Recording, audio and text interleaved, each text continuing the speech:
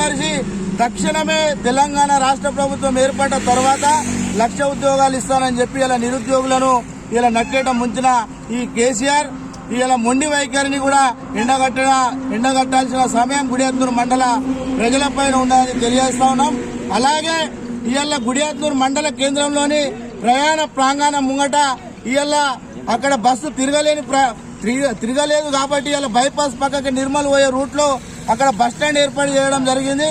అక్కడ బస్టాండ్ దగ్గర సులాబ్ కాంప్లెక్స్ లేకుండా ఇవాళ స్త్రీలకు ఆడవాళ్లకు ఇలా ఆడవాళ్లు నా తోడు ఆడపడుతుందని చెప్పేలా ఇలా ఇక్కడ బస్టాండ్ దగ్గర యూరినాలు కూడా లేని పరిస్థితి ఉన్నది.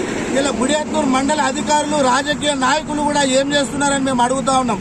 ఇలా సిపిఐ పార్టీ గుడియత్నూరు మండలంలో ఇలా ఈ రోజు నుంచి గుడియత్నూరు మండలంలో అనేక సమస్యలు ఉన్నాయి.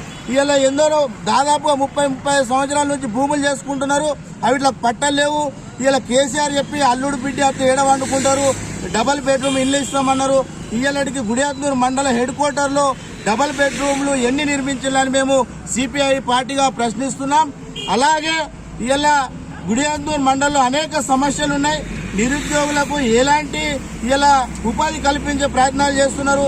ఇలా రాజకీయ పార్టీలు టీఆర్ఎస్ ఏమో బీజేపీ ఏమో టీఆర్ఎస్ ను తిట్టుకుంటా టైంపాస్ చేసుకునే తప్ప ప్రజలకు ఒరిగింది ఏం లేదు.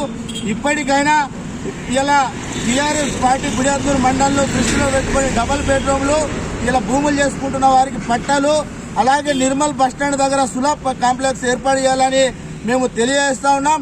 లేని పక్షంలో సిపిఐ పార్టీగా గుడియత్నూరు మండల సమస్యలపై కార్యాచరణ రూపొందించి పెద్ద ఎత్తున పోరాటాలకు పూనుకుంటామని మేము హెచ్చరిస్తాం.